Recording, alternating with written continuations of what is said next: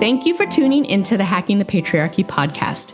I'm your fervent feminist host, Raven O'Neill, and I get the honors of sitting down with women experts from all walks of life to discuss the ideas, opportunities, and the strategies that women can take advantage of to get ahead in our patriarchal society. So, if one of your love languages is learning how to hack patriarchal systems and structures, I invite you to join us and help move the needle. Hi, listeners. Today I'm sitting down with Laura Leach. Laura is a certified career coach and owner of Meredith Consulting. With over 20 years of experience in technology recruitment, Laura has a unique perspective on coaching female tech leaders to transition to a career with purpose and negotiate the salary they deserve. Laura is known for helping people build self-confidence and create clear, actionable job search strategies that lead to lucrative salaries. She resides in the Bay Area and San Diego with her husband and dogs. When she's not hiking or trying new restaurants, she enjoys pretending she knows how to surf. Laura is also a member of the board of directors for Phase to Careers, a nonprofit organization that supports professionals over 40 and advocates for ageism in the workplace, pay equity, and job search strategies. Let's come together and offer Laura a very warm welcome. Good morning, everyone, and thank you for joining us. I'm super excited to welcome our guest today, Laura Leach, and we are going to dive into the subject of nailing the entire interview process. Welcome, Laura. Good morning, and thank you for having me. I'm super excited to have this conversation, and so we can dive right on in. Today, we're talking about nailing the entire hiring process, and of course, the show is about how we do life as women, but use some hacks to invoke that male energy and kind of get things done differently. So I wanted to start out with your opinion, your professional opinion, and your experience in the industry. Is there a difference in the interview process for men and women? And do men and women tend to interview differently? It's a great question. Yes, and I do think men and women interview differently. And depending on the industry, men could be interviewed differently. It happens more in tech than in other industries, I believe. I also believe women come from a place of imposter syndrome more than men and will tend to not want to speak up, whether that be their own insecurities or their culture, or we've just been trained and raised to raise our hand when we have an answer and put it down when we don't. And we tend to back away and shy away or not speak our immediate thoughts or feelings that we might have because we have been wired in this call and response. And in an interview setting, it feels very much like an interrogation. I do think the difference for both men and women is learning how to make it into a conversation and not so transactional. And I believe that's where a lot of coaching can help on both sides. But intuitively, women will tend to not continue a conversation unless there is a question asked of them. Yeah, I feel that. It made me think of, and I'm going to rewind back since we're doing the entire interview process. And I think that job seeking is part of that process. I know that there's that statistic of, I'm going to butcher it, but that men will fill 2 of the buckets, check off 2 points, and they'll apply, but women will not meet 1. And they're like, oh, it's not for me. So in your coaching experience, I don't know, do you handle that part of the process? Yes, very much so. I lean heavily into interview preparation and mock interviewing. I do believe in one of my Laura-isms, but it is the words that come out of your mouth that get you the job. And it's important to have, obviously, the experience and knowledge and accomplishments and achievements that you've had throughout your career to put you in that position. But how you describe yourself, how you describe your work, your passion, your understanding of the problems that somebody is hiring you to solve, and even the larger picture of where the company is going and what that company needs from you. I tend to lean heavily into it in both men and women, particularly women, in the process, in the expectations, and also how to frame up our experiences so that they land with an impact. Gotcha. So in your experience, do you work mostly with men or with women? It's a great question. Throughout my career, I have, as a technical recruiter for most of my career, I dealt with both men and women, more men, because of the industry at the time. Then my coaching evolved into mature women in technology. And now I deal with a different demographic where I get a chance to mature women in technology. And I also deal with graduates. So I get both. And that's an interesting stage in life, which dealing with international students, I've seen a bigger shift between men and women, more non-English speakers. And I probably want to circle back and dive into that. But my next question was based on that whole, you have worked with men and now you work with this other demographic. Do you think that the coaching has to be very different for each of them? I do. I really do. Because as much as women feel confident and secure, I do believe somewhere deep in our wiring that it hasn't quite evolved. There's a pause. There's a pause of whether we call it imposter syndrome or insecurity, or whether we were wired differently in our homes or cultures. I do still believe there is a sliver of space between men and women and how we're able to articulate our value and the impact that we can provide, and even have the right words to articulate that. They tend to not surface as quickly as it might be for a man. How would you advise a woman when you're working with them and that is the situation? How do you coach them through that? Yeah, it's a great question. I think it's really important to think about the questions that might be asked of us around decision-making, strategic thinking, problem solving, leadership, communication, etc. But I also think it's really important that we have a well thought out answer, meaning we have a structure to our answer. Typically, people will follow a format, but I think writing it pen to paper will also help create a new neural pathway and we'll remember it more. For women, I lean heavily into hearing ourselves as well. So I'll even take it a step further and let's record how you sound. Let's record how you look, right? So how are we looking? How are we acting, and how are we speaking, right? The three components to executive presence. And just hearing yourself, as we say cringy, right? As it might be, it also is a quick course correction, right? It's a really quick way to identify how you sound and how what you're saying lands.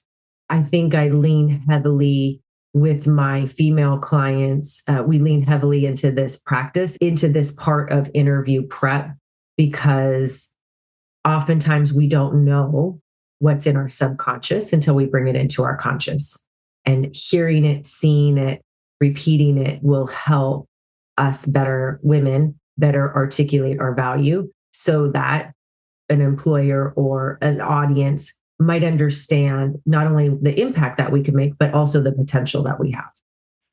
There has to be things that women do in this process really well that men don't, and men do really well that women don't. Do you have any of those as great examples?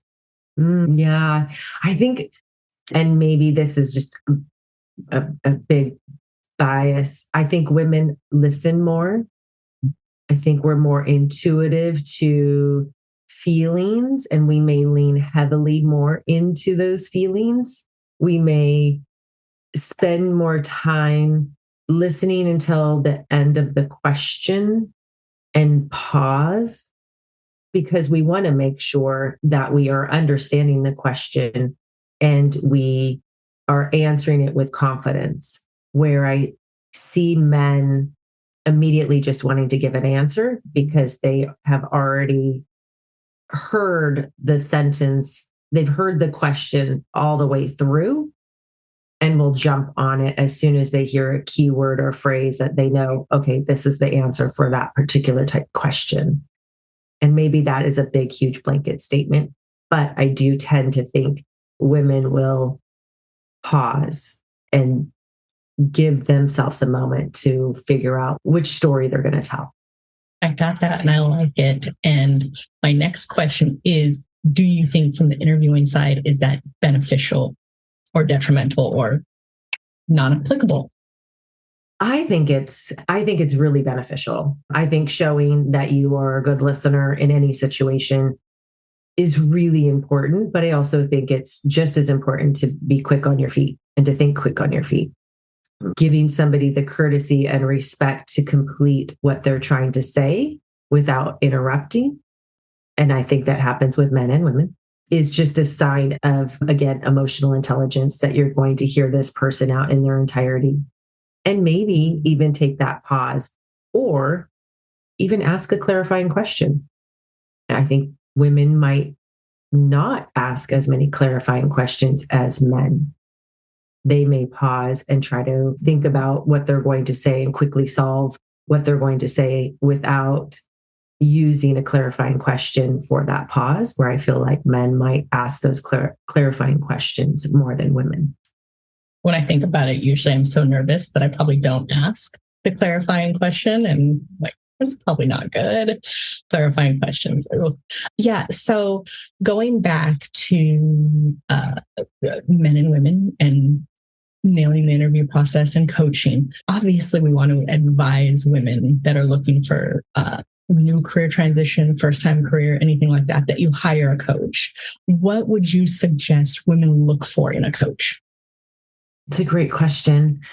I truly believe that there has to be compatibility. There has to be trust and mutual respect.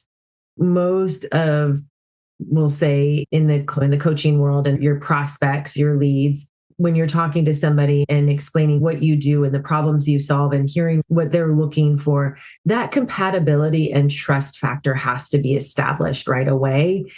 I think both men and women want results and want empirical evidence. Tell me, if I coach with you, Laura, am I going to get the job? Right? And can you guarantee that I'm going to get a job? I can't guarantee really anything, but okay. Because if I can't sit on the interview with you and I don't have your experiences, I do think that women tend to not want to invest in themselves more than men. It's an investment. Right? Coaching is an investment, whatever kind of coaching. Career coaching is an investment in getting you in a place where you can make a difference, right? We hire coaches for everything. And think about, you have a piano coach, you have a baseball batting coach, you have coaches, a singing coach, you have coaches that we hire for our children to make them better at what they're doing in that moment. Yet we'll pause and think, wow, we don't see it as an investment in ourselves. So I feel like women tend to back away from the investment of coaching, where I feel like both men and women also need it in those moments where there might just be a bit of a course correction in their interview. But there also is a piece of career coaching that I have a lot of, especially women. Laura, I've been at this job for 20 years. I don't want to do it anymore. I don't know what I want to do, but I know I don't want to do this anymore. And that clarity, I feel women are looking more for that clarity than men. And that may have to do with, they might have not had an opportunity to take as many zigzags in their career because, for many reasons. Oftentimes it's that they had to stick to a path to rise the ladder, or they had to step out and then step back in to take care of family. But I do see, I don't want to say midlife crisis because I think that's too big, but I do see a lot of women in their 40s and 50s will say, Laura, I just don't want to do this anymore. And my answer is always, just because you're good at it doesn't mean you have to do it for the rest of your life. So let's figure this out. I have two things I want to lean into here, but I'm gonna go first with you. You brought up the women coming to you in their 40s and 50s, and I actually just read an article last week about all the things that are stacked against women looking for careers at that age. What are your thoughts on that? What might those challenges be, and how might you support those challenges? Yeah, that's a great question as well. I think the article that you read is right. There are a lot of obstacles in the way and hurdles. I think at that particular age, ageism is prevalent on both ends of the spectrum for men and women, but I think more for women in all industries. So I do believe like we can't hide from it. And so how do we go and be able to, again, articulate our value? And I think that's where coaches come in, and coaches like myself will come in and what is it you want to do? And let's figure it out so that we can figure out what those transferable skills are. And most importantly, how are we going to tell our story so that an employer sees the impact and the value that it can bring to them? And I say this probably once, twice, 3 times a day. And I give a disclaimer with all the love in my heart. No one cares about your experience unless they can see the impact that it's going to make in their organization. So how do we articulate those experiences? How do we articulate 20, 30 years of experience so that an employer will see whatever age I'm at, I'm valuable and I can help solve your problems. I can bring my wisdom and experience to this organization or to this particular moment in time. And the path to get there is being able to break down those experiences and figure out how we want to tell those stories, and also identifying opportunities that need us, want us, and would value who we are and how much experience we can bring to the table. I want to say thank you for that. I didn't want to interrupt you in the middle because we just talked about listening and I wanted to listen to you all the way through, but I want to tell our audience that's tuning in to rewind that part and listen to it again, because that was such sage advice. So important in all of your career searching. Okay, now I'm going to go backwards again. So here we're talking about nailing the entire hiring process. So we're going to step away from the differences between men and women and all of that and really talk about the entire hiring process and what that looks like. If you could break that down. From beginning to end, the entire hiring process? Well, yeah, but not like in detail, but just one step here, like very sure, high level. I have the 5 steps, right? So getting job clarity, I think, is really important. And I like to say your resume and your LinkedIn profile, and even a bit of your talk track or your pitch, your elevator pitch, your 30-second me, whatever you want to call it. It's really important that we have that figured out. It doesn't make sense to create all these marketing materials unless the voice of the customer. So where do you want to do? How do you want to get there? And so that could take time, especially if we have career transition or we're just at a point where, again, we don't want to do this anymore. So figuring out that clarity so that we can lead with that torch in our hand. Hey, this is where I'm going to go. This is where I'm going to land, or this is where at least I'm going to go try to land. And what do I need to do to get there? So that's step number 1. And then step number 2 is putting all of that into place. So once you have that, I've got my resume. It looks amazing. I'm ready to go. What do we do with that? And we really need to create a strategy, and what I think is really called an abundant networking strategy, because there's got to be a strategy, what I call submitting and praying. I've got a lot of Lauraisms. Submit and pray doesn't work, right? Applying to the applicant tracking system, the ATS system, it doesn't work. You have a very low, less than a 10% return on your efforts there. So if we know 4 out of 6 people get their job by referral, we should spend our time in that direction. And so coming up with a really solid networking plan or a strategy so that you can get in front of hiring managers or people that can help refer you is really important. So that's step number 2. And then number 3, you're going to start talking to people. We really need to dive into, what are you going to say? How are you going to tell your story? How are you going to tell your story so that people see that value, people understand who you are and what you can bring to the table? And then we also need to think about, what are we worth? And this is a whole nother podcast episode of salary negotiation, because I could talk about that for a long time. But understanding what the market bears, what you are worth, and what are our compromises or constraints that we might have to deal with as we move into a new position or a new industry, and what's really important to us at our life and our moment in time. And then Lastly, which I talk about a lot and briefly mentioned, is our executive presence. And I think it's really important to understand how you are being received in each one of those kind of steps along the way, because it's really important that you believe in yourself. If you don't believe in yourself, no one is going to believe in you. And if you're in I'm selling myself, I'm in an interview, I'm putting myself out there, I'm networking, I'm applying to jobs, I'm talking to people, I'm talking about who I am and my experiences. If people don't believe in what you're selling, no one is going to buy from you. And that is so important in the entire job search strategy process, and having that confidence, because it does start with you. So what I gathered from that entire section too, and previous points that you've made, is this is really about marketing. Because you said, what was it? Something and pray. So many, yeah.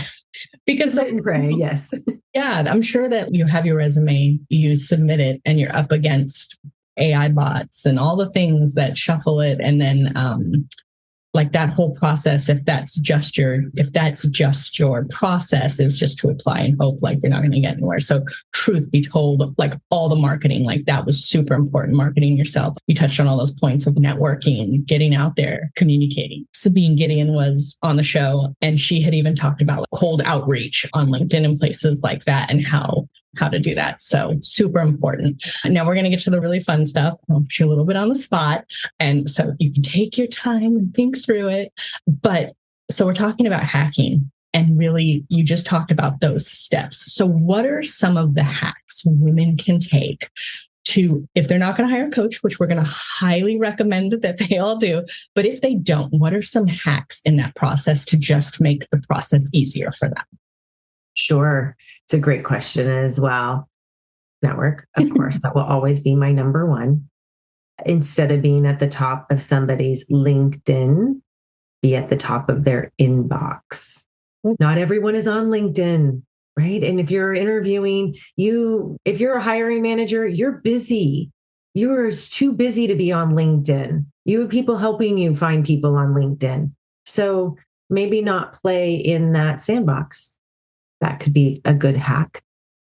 And I would say record yourself. The quickest way that you will course correct and you will nail every interview if you record yourself ahead of time.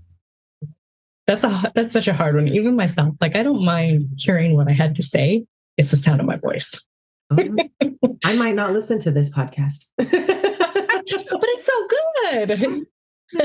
You are throwing out so many insights. I love it. Okay, we're coming to a close. We got the hacks out of the way.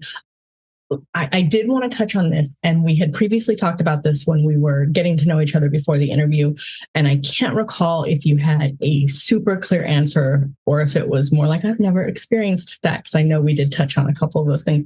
But really, when women are going through the interview process and they get stuck, how might they flip a script? Even if that's a script in the interview, I know we talked about like maybe a biased question that gets thrown their way that they realize is biased, like being able to answer it in a way that almost removes the initial bias, even in the process, up against, let's say, because we're not going to do the whole apply and pray at a networking situation or cold email. How might we flip the narrative to make it really in our benefit?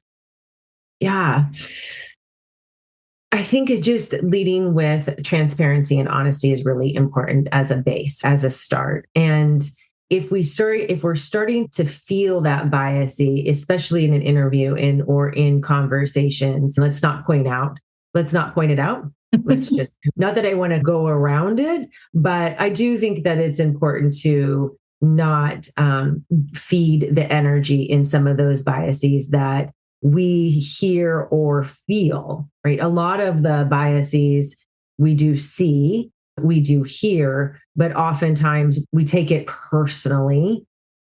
I think it's really important that we don't lean into those biases and that we really articulate our value.